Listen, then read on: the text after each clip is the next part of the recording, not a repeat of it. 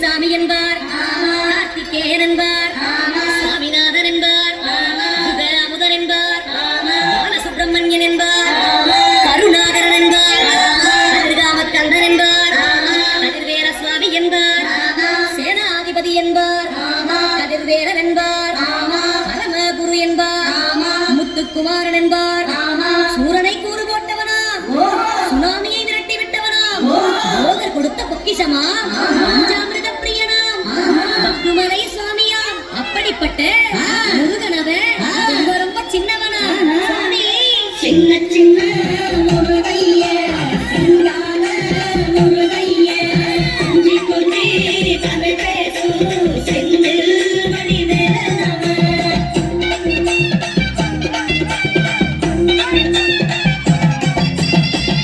தமிழ் செல்வன் என்பார்.